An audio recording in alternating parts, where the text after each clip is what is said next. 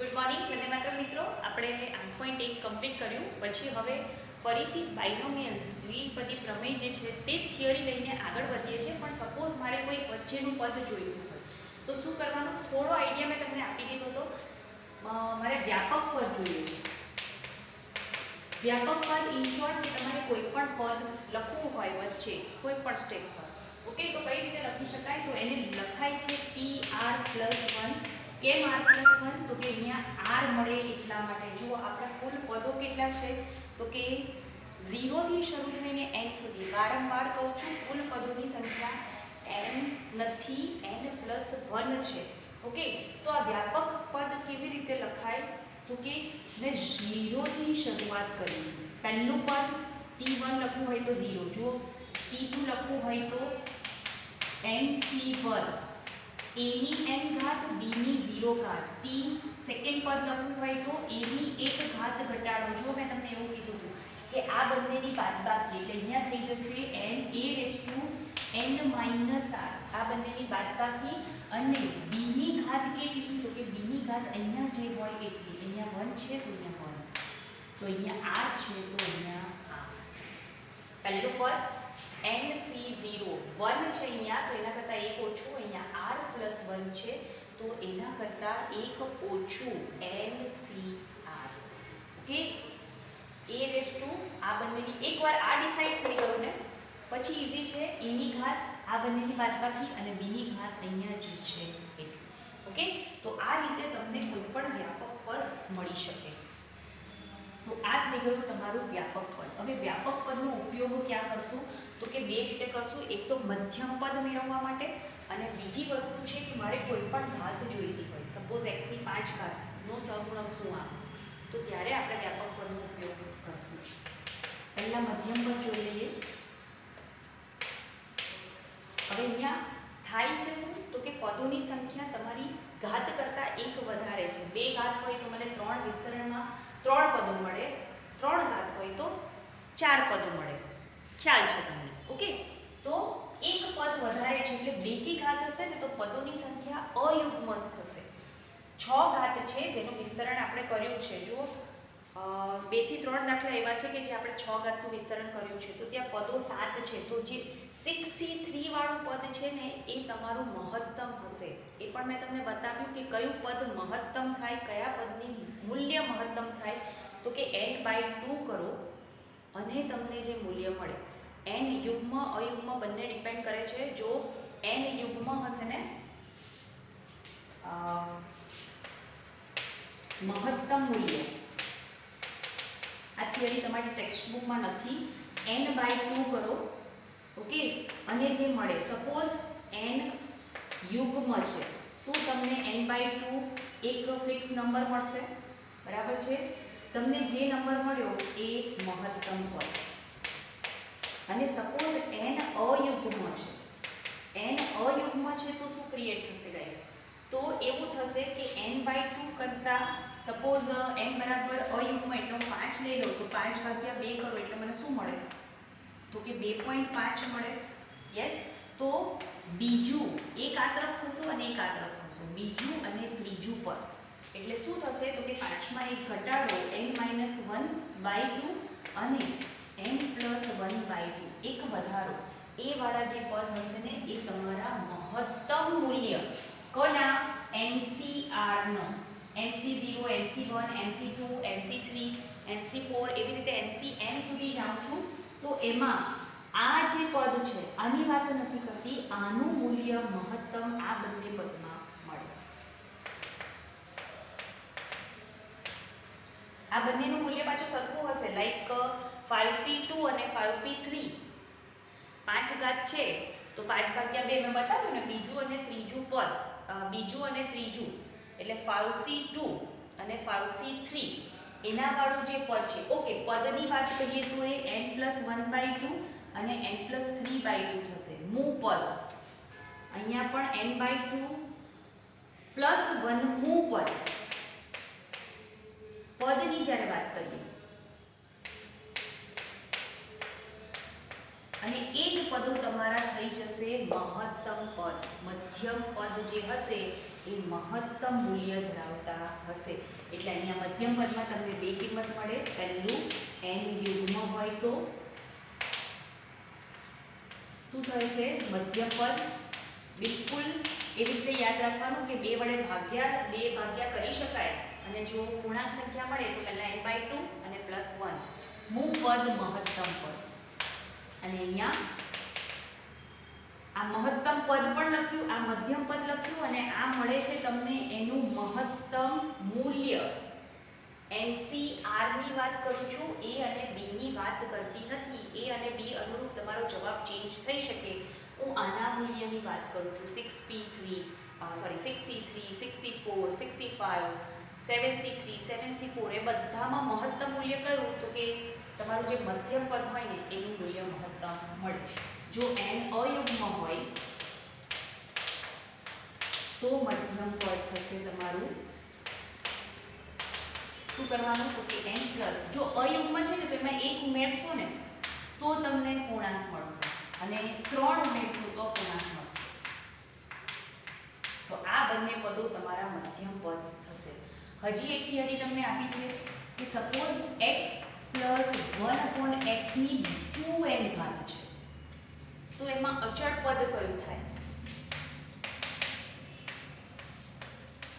જ્યારે x + 1/x whole square કરો ને, અચળ પદ એટલે શું? તો કે x ની 0 ઘાત. જો પ્રથમ પદમાં x², બીજા પદમાં 2 ગુણ્યા પ્રથમ પદ ગુણ્યા બીજું પદ વત્તા બીજા પદનો વર્ગ. તો અહીંયા જોશો ને તો આ x કટ થઈ જશે. એનો મતલબ કે કેવું પદ થયું તમારું? અચળ પદ. તો એવી જ રીતે આમાં અચળ પદ કયું થશે? તો કે 2n/2 કરો. 2n/2 કરો. એ પદ તમારું મધ્યમ પદ થાય, અને એ પદ તમારું અચળ પદ થાય. 2n/2 એટલે કે nમું પદ.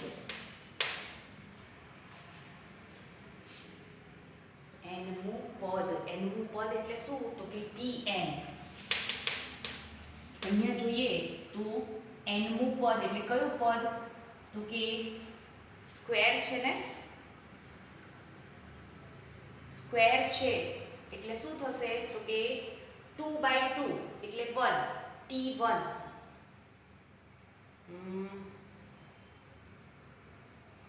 સોરી, n મળ્યું, આ મહત્તમ મળ્યું. n + 1મું પદ એ મહત્તમ પદ થશે. ઓકે, જો કે આપણે આના ટેક્સ્ટબુકમાં ઉપયોગ નથી કરવાના. આ n મળ્યું. ઓકે, એ n શું મળ્યું? તો કે r ની કિંમત. આ જે r છે ને, r ની કિંમત. ઓકે, એટલે એમાં 1 ઉમેરશો એટલે r + 1 આવશે. એટલે પદ લખાય r + 1, અને એ r ને બદલે શું મુકાશે? તો કે જે આપણું 2ncn લખીશ ને, આ જે પદ હશે, આનો જે સહગુણક હશે એ અચળ હશે. ઓકે, r + 1 કેમ? તો કે અહીંયા r + 1 લખીશ તો અહીંયા r લખાશે, એટલે અહીંયા 2ncn લખ્યું તો પદ કયું લખાયું? તો કે tn + 1. પદની વાત કરીએ તો એક મારે ઉમેરવું પડે. ઓકે, તો જો અહીંયા કયું પદ? તો કે બીજું પદ. અને મૂલ્ય મૂકવા જાઓ તો શું થાય? તો કે વર્ગ છે ને, 2/1, 2c1. જો શું છે? તો કે n = 1 અહીંયા પણ, અને અહીંયા પણ n = 1 થયું. તો એ પદ કયું થયું? તો કે અચળ પદ. x નો સહગુણક 0, અચળ પદનું મૂલ્ય જો શોધવું હોય તો 2 મળે. ઓકે, તો આનો એટલો બધો ઉપયોગ નથી કરવાના આપણે, પણ જેનો ઉપયોગ કરવાના છે એ છે વ્યાપક પદ, મધ્યમ પદ, અને બીજી વસ્તુ કે તમને x ની અલગ અલગ ઘાત આપી હોય. સપોઝ કે x⁻r નો સહગુણક, x⁻r નો સહગુણક શોધો તો શું કરવાનું? તો કે ત્યારે પહેલા tr + 1 નો ઉપયોગ કરી અને NCR, an-r, b/r જેટલું સાદુરૂપ આપી શકાય એટલું હોય એટલું આપી દેવાનું. પછી એમાં ઘાત કમ્પેર કરવાની. સાદુરૂપ આપ્યા પછી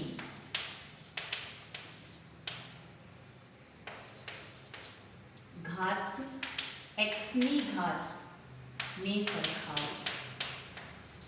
આ ટાઈપના દાખલા તમને ટેક્સ્ટબુકમાં આપ્યા છે. તો જોઈએ સ્વાધ્યાય 8.2 પહેલો જ આને રિલેટેડ પ્રશ્ન છે 8.2 ક્વેશ્ચન નંબર 1 સહગુણક શોધો કોનો તો કે x + 3 હોલ રેઝ ટુ 8 માં x ની 5 ઘાતનો સહગુણક શોધો. ચલો પહેલા તો શું કરવાનું તો કે tr+1 નું સૂત્ર મૂકી દો. tr+1 નું સૂત્ર મૂકીએ તો અહીંયા જરાક આપણે પહેલા કમ્પેર કરી લઈએ. n બરાબર 8, a બરાબર x, b બરાબર 3. તો બોલો tr+1 r અત્યારે મને ખબર નથી. r+1 શું મુકાશે તો કે ncr, n છે તમારો 8, 8cr a રેઝ ટુ એટલે કે x રેઝ ટુ આ બંનેની બાદબાકી 8 - r અને 3 રેઝ ટુ આટલી ઘાત. કમ્પેર કોને કરવાનું છે તો કે ઘાતને. અહીંયા તો બીજું કોઈ સાદું રૂપ આપી શકાય એમ નથી. તો x રેઝ ટુ 5 નો સહગુણક શોધવા માટે 8 - r = 5 લઈ લો. બોલો r = કેટલું મળશે 3 મળશે. તો એનો મતલબ કે r બરાબર ચોથું જે પદ હશે ને t4 એમાં ઘાત તમને x ની 5 ઘાત મળશે. ઓકે તો અહીંયા t4 નહીં લખો તો પણ ચાલે સહગુણક શોધવા માટે.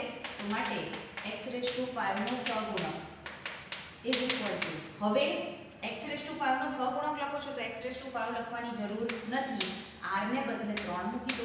જો અહીંયા તો આવશે જ 8 - 3 એટલે x રેઝ ટુ 5 અને 3 રેઝ ટુ 3.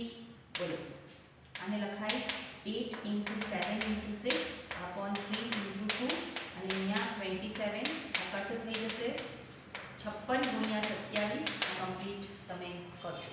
ઓકે આવો જ બીજો પ્રશ્ન છે.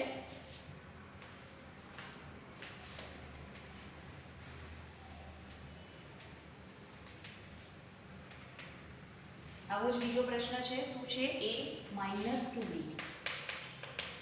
રેઝ ટુ 12 માં a રેઝ ટુ 5 અને b raise to 7 a raise to 5 × b raise to 7 નો સહગુણક. ચલો પહેલા તો tr+1 શું લખાશે 12cr. નહીં ફાવતું હોય તો n બરાબર 12, a બરાબર a છે અને b બરાબર -2b છે. તો ડાયરેક્ટ લખીએ a રેઝ ટુ 12 - r અને -2b માઇનસને ભૂલવાનું નથી r.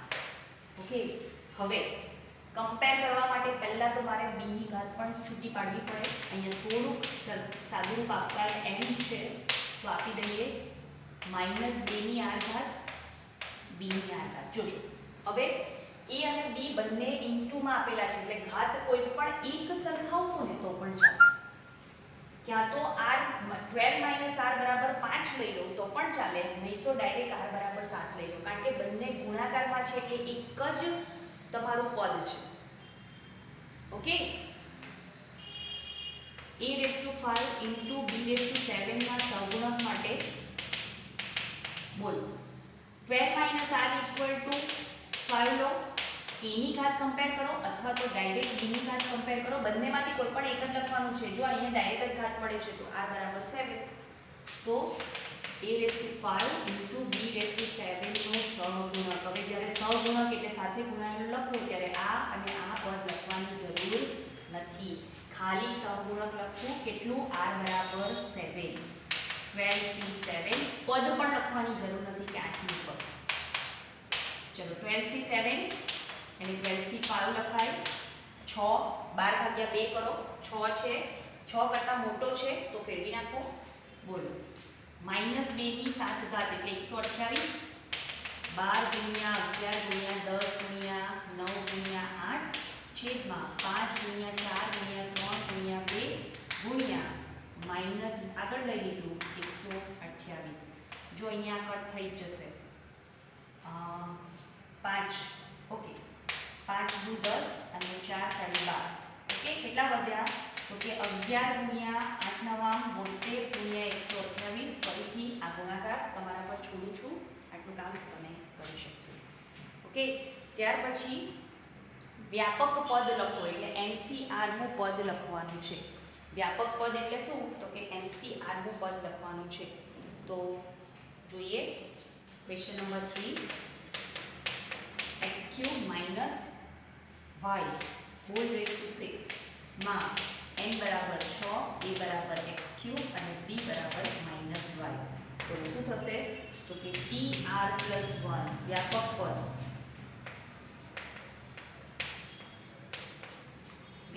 શું થશે? તો કે dr+1 ncr એટલે 6cr a રેસ ટુ કેટલી ઘાત? તો કે આ બંનેની બાદબાકી માઈનસ y રેસ ટુ આટલી ઘાત 6cr x³ છે 3 વડે ગુણવું પડશે અને અહીંયા -1 રેસ ટુ r અને y રેસ ટુ r -1 ને આગળ લઈ લો 6cr બોલો x રેસ ટુ 18 - 3r અને y raise to r.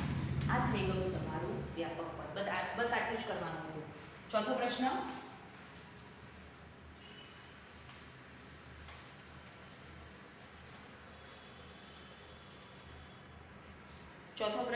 x² - yx raise to 12. n = 12. પ્રથમ પદ x² છે, બીજું પદ -yx છે. તો બોલો tr+1 ncr એટલે 12cr a રેસ ટુ એટલે કે x² રેસ ટુ 12 - r અને b રેસ ટુ એટલે કે -yx રેસ ટુ r. હવે અહીંયા તો બહુ ફરક નહીં પડ્યો, ત્યાં આગળ તમારું બીજા પદમાં y અને x ગુણાકારમાં છે એટલે આપણે ઘાતમાં થોડું વિસ્તરણ વધારે થશે. 12cr x raise to 2 × 12 - r -1 raise to r y raise to r x raise to r. બોલો -1 raise to r common 12cr x raise to 24 - 2r y raise to r x raise to r. બોલો આ બંનેનો થશે સરવાળો, આધાર સરખો ઘાતનો સરવાળો. તો 12cr x raise to 24 - 2r + r એટલે r વધશે into y raise to r. શું થયું? તો કે 24 - 2r + r x ની ઘાતમાં. તો એને શું લખાય? 24 - r. ઓકે, તો આપણે સાદું રૂપ આપ્યું. ઓકે, પાંચમો પ્રશ્ન ચોથું પદ શોધો. વિસ્તરણનું ચોથું પદ n = 12, a = x, b = -2y. Okay, હવે તમને ચોથું પદ એટલે t4 કીધું છે. આ તમારું r+1 છે. બોલો r કેટલું થશે? r+1 = 4 છે તો r બરાબર 3 થશે. અથવા તો તમે સીધું સમજી લો કે જેટલું અહીંયા છે એના કરતાં 1 ઓછું. અહીંયા 4 છે તો 1 ઓછું એટલે 12c3 પ્રથમ પદ એટલે x રેસ ટુ 12 - 3 અને બીજું પદ બોલો 3 ઘાત 12c3 x raise to 9 -2³ y³. Okay, આ બધું સાદુરૂપ આપવાનું છે, બતાવવાનું નથી. 12c3 એટલે 12 × 11 × 10 3 × 2 x ની 9 ઘાત આ -2ની ઘાત છે 3 એટલે -8 આગળ માઇનસ ચિહ્ન મેં માત્ર આગળ લીધું. અહીંયા તમારું 6 એટલે 2 વડે કટ થશે. 22 × 10 એટલે 220 અથવા 22 × 8 કરી લો પહેલા 176 1610 x ની 9 ઘાત અને y ની 3 ઘાત. ઓકે, તો આ આવ્યું તમારું વિસ્તરણનું ચોથું પદ.